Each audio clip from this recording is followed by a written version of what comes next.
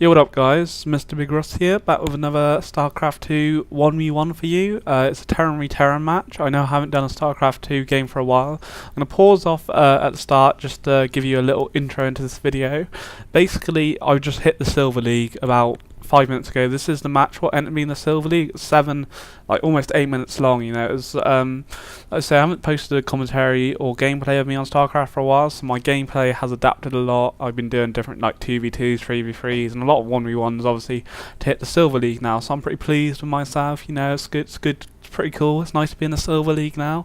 So basically, it's the 20th of November today, it's Saturday, it's about 9:30, so I hit that around then.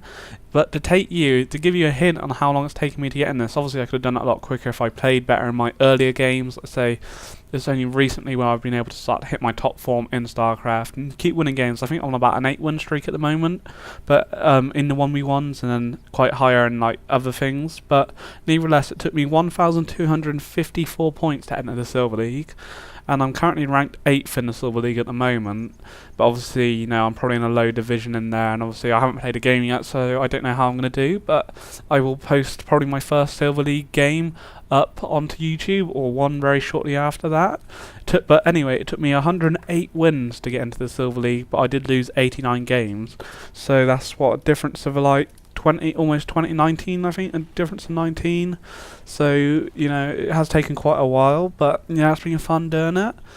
But the opponent who I played today, I did think I was going to get owned. The teams were even, but his picture, obviously I can't show you the picture. I think you have to win, I was looking at the portraits earlier, and I noticed that I was, oh god, I'm going to get owned. I think you have to win 250 games just as Terran to get that picture in 1v1s, and I worked that out. If he done every game he did was 10 minutes long, that'd be 2,500 minutes, so I don't know how long that is, but you know, that's a lot of game time. But anyway, introduce the video, and let's get on with it. So I'm going to switch it to my view, because this is what won me the game, was literally through this, my scout I did. This is what I felt won me the game.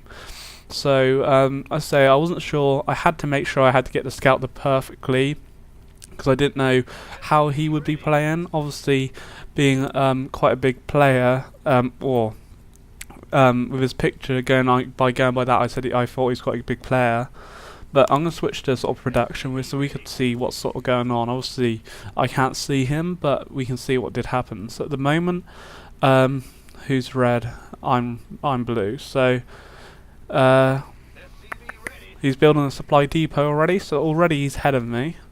I'm literally hitting my supply depot now, so he's about 16, and 19, you know, it's quite a bit of time ahead of me, and he's building SCVs, so if we sort of go on to units, if we stick at units, we can see that, or we'll switch between them, you know, I'm ahead of him in the SCV count. I should be sending my, hopefully I should send my scout out in a second. I use my SCV as a scout. I think I normally build my barracks first, then send the scout. I think I was setting a rally point. There we go. I don't know if we can see the rally point I set for him. Yeah, there we go. Set this rally point. Literally, all you have to do is hold shift down. I just clicked all over the place just to give me an insight. I haven't gone all the way back, but I do eventually change it when he gets in there. So we can see if we switch to production, we can see that we both got our barracks going down, and with SCVs in production, building the supply depot there. It takes me up to about 27. So if guys want to still do StarCraft, obviously I said I want to be doing a commentary a day, but with college and everything I've sort of fell behind it. But I have so many StarCraft games what I could commentate, but since I'm in the Silver League, I think I'll scrap those and hit these ones. Obviously all those are in the sort of Bronze League, and obviously it's going to be much more better competition. So right now I can see he's got no gas, and he's got 1, 2, 3 barracks what I can see, which to me, I've only got 1 barrack, so I'm really behind him. So I know straight away, judging by everything what I knew before, that he's going for a mass marine rush, or not a mass marine rush, but probably most likely an early rush with his marines. You know, he's already got a marine in production, and so I'm trying to catch up with barracks on him now. I'm behind, so I've got 3 barracks in the making. do believe I go for an orbital command in a minute. Obviously, I feel it's very good to try and get your orbital command out early, personal opinion, because obviously with the mullies, or whatever you want to call them, mules, I'm not really sure what they're pronounced as, M-U-L-E, but anyway, trying to get them out as quick as possible. I feel that's a very good option for when you're as a Terran, if you're going for a quick attack. Normally, recently I've been trying to go for quite a mass marine attack, like normally about 10 or 12 marines, normally with a marauder, and then just as a scout really. Normally it doesn't win you the game, but sometimes it does, and then depending on your opponent, and if you get a good scout, then normally I add some tanks to it and everything. But because I knew he was going mass marine, I've just scrapped it and just trying to get as many SCVs out as possible, what are going to be effective enough to give me a nice mineral count and try and get ahead of him. Obviously I know that I'm not going to be able to get ahead of him because he's already got the 3 barracks out and possibly could have more. So what I do eventually do is I know how I have to play the defensive now, because he's going to attack me first, because he doesn't know, he hasn't scouted me, so he's going to assume he's on top of me, which in fairness he is. But by the time he walks those units all the way down there, I'm going to have a couple more out, and whilst he may still have some back in home in his base, So yeah, so I'm building the bunker, which is going to give my units 400 extra protection around them, also still with their health, so it should give me a good advantage over him. You see I now have 4 barracks, pushing out marines as fast as I can, building some small supply depots, and now because I'm doing so good on my sort of mineral count, there's no point just keeping pushing out marines. You do have to adapt your strategy, so I decided to start getting some the gas on the go to allow me to build some marauders and tech up and get some reactors, push out quicker marines, and also look to go into tanks, which I didn't need in the end. So we can see there's only about 2 minutes left, just less than 2 minutes. And thanks to, like you can see, the difference in my mineral count, obviously, and here we go. Here's his attack. It's quite a fair few marines, but you can see the amount of difference. I've still got marines in my bunker who are holding that off, who probably could have held off that whole attack on their own anyway. But quite easily with that lot there, I've held it off.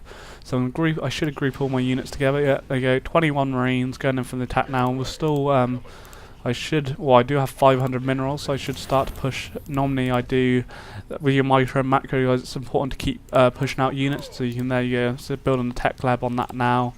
And I've moved over 2 more SCVs over there to get some more gas and some more supply depots, just in case this attack fails. I'm pretty sure now that it's not going to, because I know that he's used so many marines back.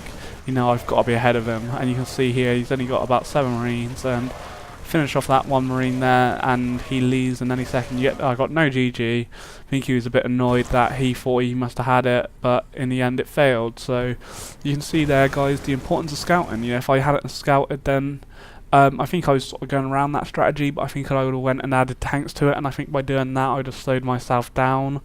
So it was very important. If we switch to everyone's view, I don't know if it's gonna. You can see he did go for gas in the end. He was working on his gas, and he did have 4 barracks, 1 tech lab, and a reactor. If we rewind, I don't know if it's going to let us. Oh, that's gone straight to the start of the match. Never mind. I was going to see if I wasn't sure, 100% sure, if his units had health pads, but nevertheless, guys, that was what got me into the Silver League. It was a pretty simple match. The opponent, it was a good strategy on his part, but obviously I was able to freely use the scouting. I can't say any more about that. Scouting won me the game there. So that's entered me into the Silver League now, guys. So I don't think I'm going to work on any more of my Bronze League videos now, because obviously I'm going to be in different opponents and should be more excitable matches, hopefully. Better opponents and more excitable. And obviously, as you can tell there, my gameplay has changed a lot from my first video. I think I've only uploaded about 10 Starcraft gameplay videos with commentaries onto YouTube, but if you want to see them, I'll keep still pumping them out. I've got some I haven't played much Black Ops at the moment. I'm only like level 25. I played a bit today, got like 3 levels, but the connections are doing my head, and I can't connect to any of my mates, so it's just a bit light.